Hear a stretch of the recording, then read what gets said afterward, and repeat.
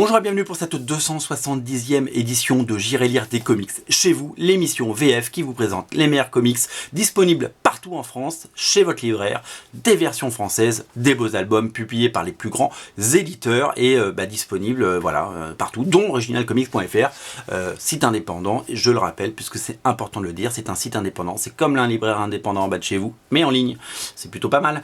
L'événement à ne pas rater en ce mois, bien entendu, de mars, c'est la sortie de Oblivion Song.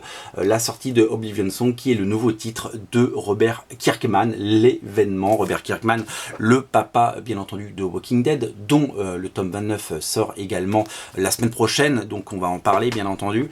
Oblivion Song, pardon, que j'ai lu et dont je vais vous parler. Alors d'abord, je vais vous parler un petit peu de la sortie de ce titre parce que c'est pas commun, ça sort d'abord en Europe et c'est ça qui est formidable, c'est-à-dire que le premier tome, donc grand format, cartonné, magnifique édition couleur, je vais vous le montrer un petit peu les pages, sort, donc il y a l'équivalent de 6 numéros en VO, donc c'est comme un TPB, enfin c'est comme un hardcover avec 6 numéros, alors qu'aux États-Unis le premier numéro n'est même pas encore sorti, c'est ça qui est fou. C'est-à-dire que mercredi, quand ça va sortir, donc les 6 premiers numéros en intégrale, aux États-Unis il n'y aura que le premier numéro, donc les 22 premières pages, un petit peu plus de 22, je crois qu'il y en a 30 qui vont sortir, c'est-à-dire que eux, il faudra qu'ils attendent 6 mois les Américains pour avoir l'intégralité de ce que je tiens dans les mains, alors que vous, petits Français, eh bien vous allez avoir la chance d'avoir l'intégralité du premier arc en une seule fois. C'est pas commun parce que dans l'histoire des comics c'est, je pense, jamais arrivé. Il y a des comics, les comics qui sortent avant en VF, je suis pas sûr que ce soit beaucoup, c'est quelque chose qu'on ait vu beaucoup. Je sais qu'il y a des comics qui sont sortis en France. Je pensais à Soul Saga, une série dessinée par Stephen Platt. Le 6e numéro était jamais sorti aux États-Unis et nous on l'avait eu en France. Voilà, c'est un des exemples qu'on a pu avoir. Alors ça, pour les films, il y a des films qu'on a avant, les Star Wars on les a souvent 48 heures avant, Avengers aussi on l'aura 48 heures avant, le 3e, mais voilà, pour les comics c'est une grande première. Alors Oblivion Song, c'est la nouvelle série événement donc du label Skybound, bien entendu, donc qui produit Invincible, Walking Dead, Outcast, etc. Toutes les séries que vous connaissez. Il y a même une série qui c'est très très bien, une nouvelle série qui s'appelle Slot, dessinée et scénarisée par Dan Panochan, qu'on verra peut-être en VF dans les prochaines semaines. C'est une création originale, c'est scénarisé par Robert Kirkman et c'est dessiné par un jeune dessinateur qui s'appelle Lorenzo Di Felici, qui est un dessinateur italien dans un style très européen. On a vraiment l'impression que ce produit a été produit, ce comics a été produit pour le public européen et au format européen, avec un dessinateur avec une sensibilité bien entendu, une sensibilité européenne, une sensibilité très franco-belge on pourrait dire, mais voilà, c'est très coloré, c'est très chouette. Faut dire que il s'est vendu 5 millions de Walking Dead en France depuis 10 ans, donc forcément ça aide un petit peu à sortir des produits un peu adaptés au marché européen, parce que 5 millions d'albums, ça représente quand même, je pense, un peu de sous, voilà, tout simplement. Donc du coup, voilà, il faut flatter le lecteur et lui proposer des choses qu'il aime, parce que c'est vrai qu'à la base, avoir un comics en noir et blanc dessiné par un Charlie Adlard, c'était pas forcément peut-être la chose la plus bankable de l'univers, et bon, ça a prouvé que ça l'était. En revanche, Oblivion Song, c'est de la couleur, et Oblivion Song, c'est un véritable album. Alors, petite anecdote aussi. Vous voyez, ça c'est la couverture du tome 1 chez Delcourt. Vous avez le personnage principal qui regarde le lecteur. Ce qui est très drôle, c'est que dans la version américaine, la couverture elle est inversée. Le numéro 1, il regarde l'infini. Vous voyez, hop. Donc voilà, on a une petite différence entre la VO et la VF, et c'était à souligner. Alors qu'est-ce que ça raconte? Ça raconte, alors on est un peu dans le futur en fait. Le pitch de départ, c'est qu'il y a 10 ans, il y a 300 000 habitants de la ville de Philadelphie qui ont disparu du jour au lendemain. Et ils ont été happés dans une dimension qui s'appelle donc Oblivion. Le gouvernement a tout fait pour les faire revenir et les a chercher, mais bon, au bout de quelques années, ils ont complètement laissé tomber. tomber. Sauf, tout le monde a laissé tomber, sauf quelqu'un qui s'appelle Nate Cole, qui n'a pas dit son dernier mot et qui va partir à la recherche de ses survivants, quitte à braver les enfers. Voilà. Donc ça c'est le pitch. Et donc on est tout de suite lancé dans le bain dès les premières pages, parce que dans ce monde Oblivion, bien entendu, c'est peuplé de monstres et de choses complètement paranormales. Et donc on va découvrir un univers, on est complètement plongé dès les premières pages, ça va à 100 à l'heure, et on est complètement happé, comme les 300 000 habitants qui ont été happés dans l'Oblivion, on est happé dans la lecture de ce récit. Alors vous le savez, Robert Kirkman, sa grande spécialité, c'est de prendre un thème connu et d'en faire le sien. C'est-à-dire que c'est quelqu'un qui n'invente rien, mais c'est quelqu'un qui arrive à tordre les histoires pour les rendre passionnante. Walking Dead, c'est une histoire de zombies qui aurait pu être banale et finalement c'est génial. Invincible, c'est un super-héros comme il y en a des millions, sauf que Invincible, c'est absolument fabuleux de la première à la dernière page, c'est terminé, il y a eu 145 épisodes. Vous savez que le dessinateur d'Invincible va faire Spider-Man à partir du mois de juin, et ça va être complètement dingue, c'est une info en plus. Et donc là-dedans, pareil, il n'invente rien, il part sur un futur un peu apocalyptique, et il part sur des thématiques qu'on a déjà pu lire ailleurs en termes de fantasy ou de science-fiction, et il s'approprie les codes et il en fait un récit avec des personnages forts et attachants. Voilà, je vous laisse découvrir ça c'est vraiment le bouquin à ne pas rater, bien entendu, cette semaine. C'est vraiment le livre incontournable, voilà, parce que peut-être que vous avez raté à l'époque la sortie du premier Walking Dead. En tout cas, ne ratez pas la sortie de Oblivion Song, tome 1. On parle de Walking Dead, je ne l'ai pas encore lu. Et pourquoi je ne l'ai pas encore lu? Et je vais vous le dire pourquoi je ne l'ai pas encore lu. C'est parce que je suis en retard en fait. J'ai pas fini le 28. J'ai pas fini le 27 en fait, pour tout vous dire. J'ai pas fini le 27. Donc j'ai le 27, 28, 29 sur ma table de chevet maintenant à lire. Voilà, donc il y a Negan en couverture. Donc je sais juste que Negan est encore là dans le numéro 29. Mais en même temps, si vous allez en librairie, vous serez spoilé aussi. Voilà. Ce que je peux vous dire, c'est que il y a un petit macaron là qui s'enlève, et qu'à la fin vous avez les premières pages d'Oblivion Song en couleur. Et donc si vous voulez pas sauter tout de suite sur Oblivion Song, et bien vous avez un preview d'une vingtaine de pages gratuites offertes par Delcourt pour découvrir la série Oblivion Song. Donc si vous allez en librairie cette semaine, ou si vous commandez sur originalcomics.fr, et bien soit vous prenez Oblivion Song, soit vous lisez avant les premières pages, et une fois que vous êtes séduit, et bien vous tout simplement prenez l'album, voilà, tout simplement. À noter la sortie du 3e tome de l'excellente série en grand format Porcelaine chez Delcourt. Porcelaine, on en avait déjà parlé, mais il y a longtemps, parce que je crois que le tome a été sorti il y a très très longtemps. C'est tout simplement la suite de cette série à la croisée des univers de Charles Dickens et Lewis Carroll. Il y a un petit côté steampunk aussi que j'aime beaucoup dans cette série. C'est très bien dessiné, très bien écrit. C'est une des très belles réussites de chez Delcourt, et on est ravis de découvrir le 3e tome de cette série. Porcelaine, tome 3, disponible partout. Chez Urban Comics, on en parlera dans la prochaine émission, parce qu'il y aura beaucoup d'Urban Comics dans la prochaine émission, je l'annonce déjà, parce que souvent on me dit « Ouais, t'as pas parlé de Batman et tout machin ». Mais attendez, on en parle dans la prochaine, on dose un petit peu. On essaie de faire 2 émissions par mois sur J'irai lire des comics chez vous, et voilà, on essaie de doser un petit peu les sorties. Chez Urban Indies, ne ratez pas la sortie de Saga tome 8, et oui, déjà le tome 8, la couverture est absolument superbe. Toujours Brian K. Vaughan au scénario, toujours Fiona Staples au dessin, toujours un ton aussi irrévérencieux, toujours une limite entre voilà, c'est une barrière que franchit Brian K. Vaughan dans ses dialogues absolument rigolos et somptueux, dans ses situations complètement inattendues de façon générale, avec plein de personnages attachants, plein d'imagination et beaucoup de talent surtout. Voilà, Saga, c'est vraiment une saga incontournable. Déjà le 8e tome, la série continue aux États-Unis, ils en sont déjà au numéro 50. D'ailleurs, à partir du numéro 50 sur originalcomics.fr, on repropose Saga. Si vous voulez le lire en VO, vous pouvez le prendre sur originalcomics.fr parce qu'on va pas, il y a le 50, 51 et 52 qui ont été créés. Donc vous pouvez dès à présent lire Saga en VO si vous le voulez, et si vous le voulez en VF, bien entendu, c'est chez Urban. Magnifique édition, magnifique collection. Si vous lisez pas Saga, vous avez raté votre vie, parce que Saga, c'est absolument exceptionnel. Voilà, je pèse mes mots.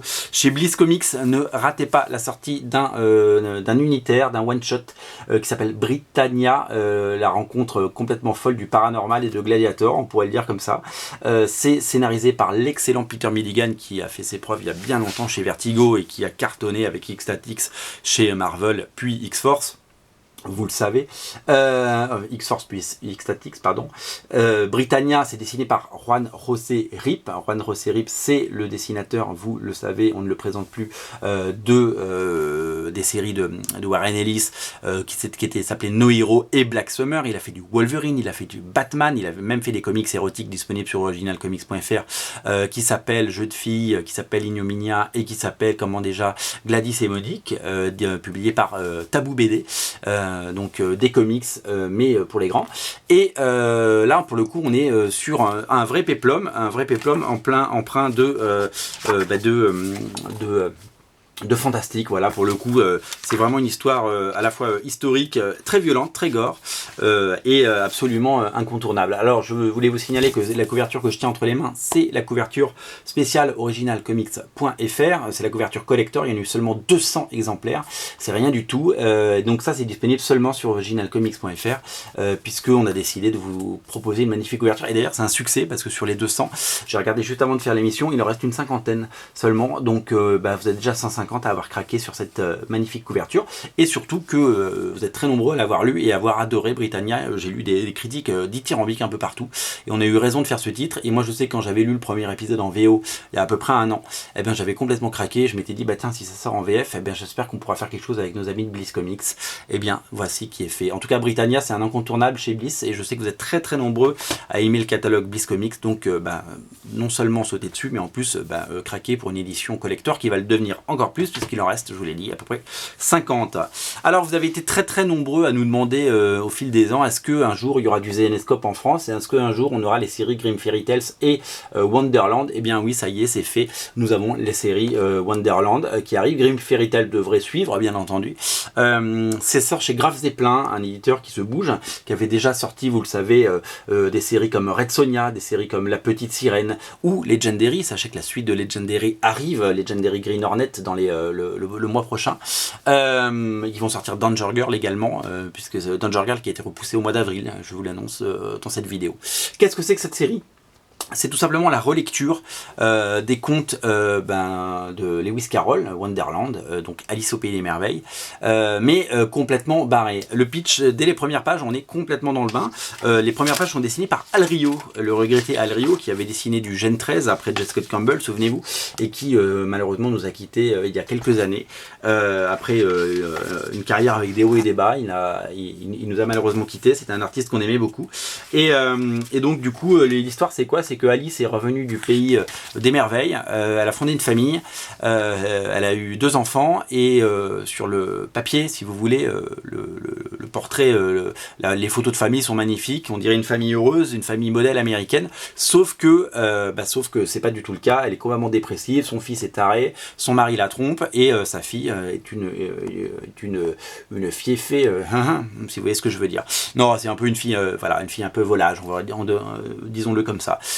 Et donc du coup, ça c'est le pitch de départ, c'est les premières pages, on fait ah ouais, c'est un peu gore.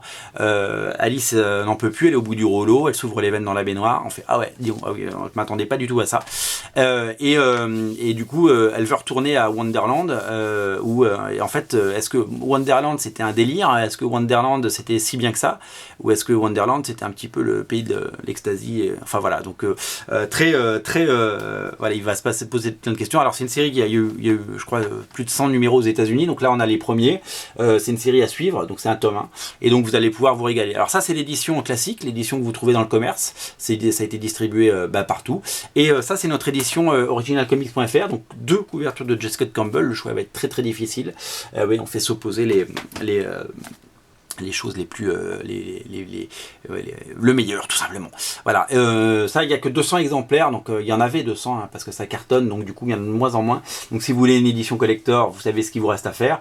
Et voilà, on est ravis de faire des éditions collector avec nos amis de Bliss Comics.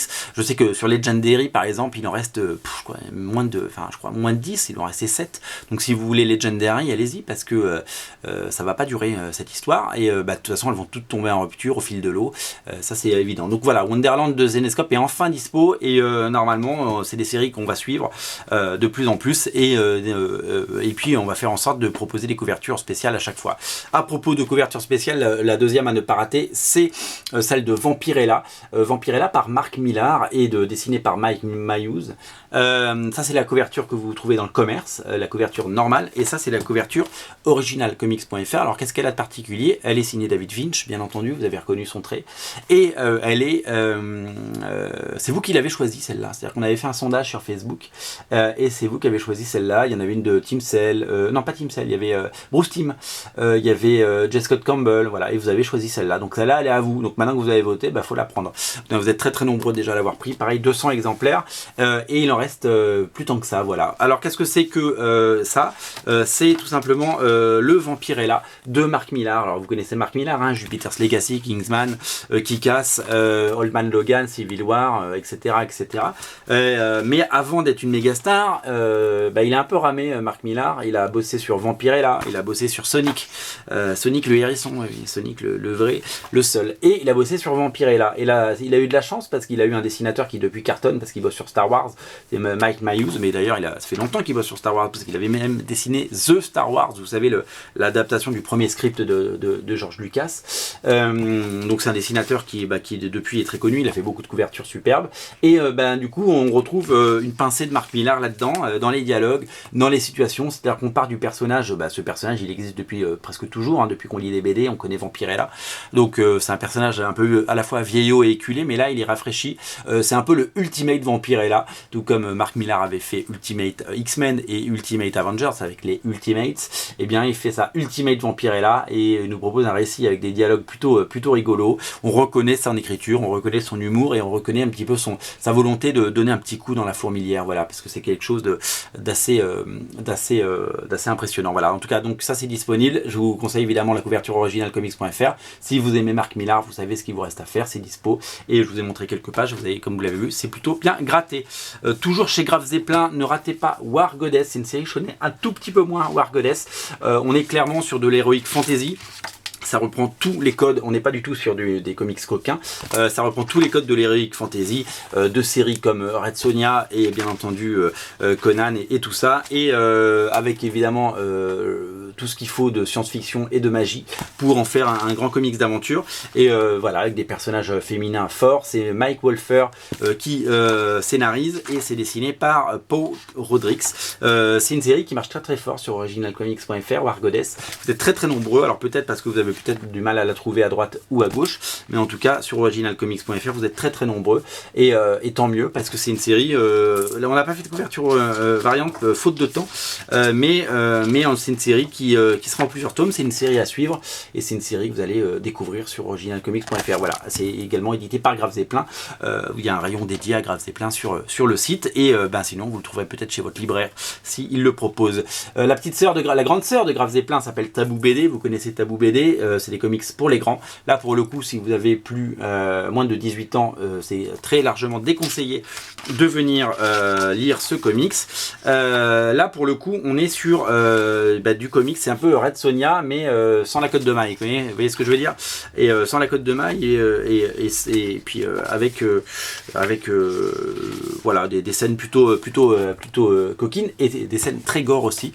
Voilà, donc c'est scénarisé par Mike Costa qui est le scénariste de Venom. Donc on peut travailler sur Belladonna et faire des comics pour les grands et aussi travailler pour Marvel, comme quoi il n'y a pas de règle.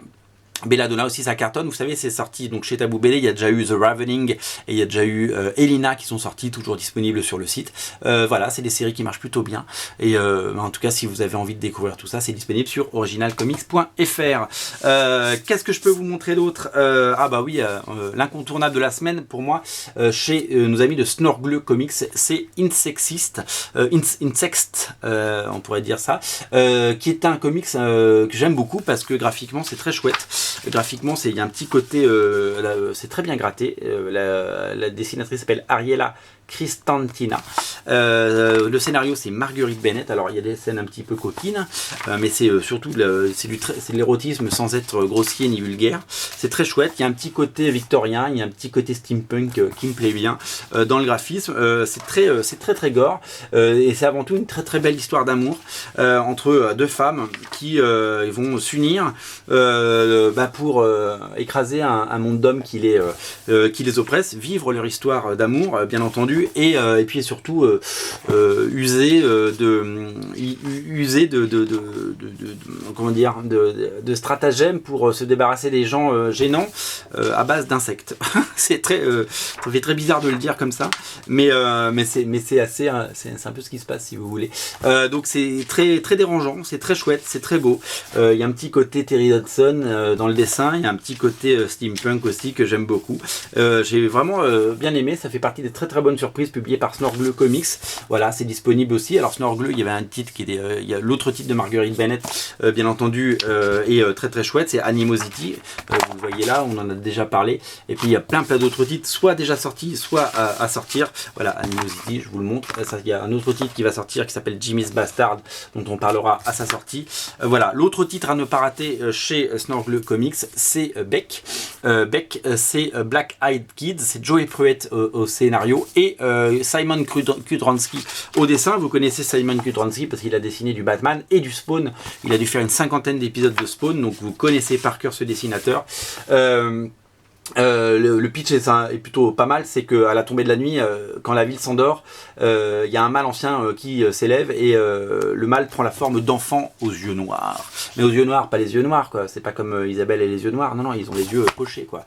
Le regard un peu sombre, voilà. Donc graphiquement, c'est super, c'est une belle découverte. Et puis, l'ambiance de ce comic, c'est très chouette. Il se passe des choses sympas chez Snorgle. Tout ça, c'est les comics du catalogue Aftershock aux États-Unis, qui est un éditeur indépendant qui bosse plutôt pas mal. Voilà, deux séries que je vous conseille et très belles éditions sur originalcomics.fr disponibles. Très belles éditions proposées par Snorgle Comics, bien entendu, puisque c'est des grands formats et c'est plutôt soigné. Voilà.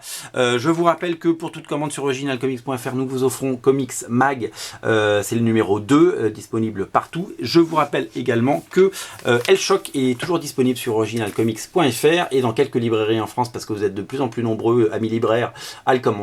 Hellshock de Jaeli, un chef-d'œuvre complètement culte, dans son édition superbe. Je vous invite vraiment à sauter dessus. C'est un comics à soutenir, c'est publié par Allion Comics, c'est-à-dire nous, et donc c'est un comics qu'il faut acheter, parce que si vous voulez qu'il y en ait d'autres, il faut qu'il y ait des succès, voilà, tout simplement. Donc allez-y, craquez pour Hellshock. Salut.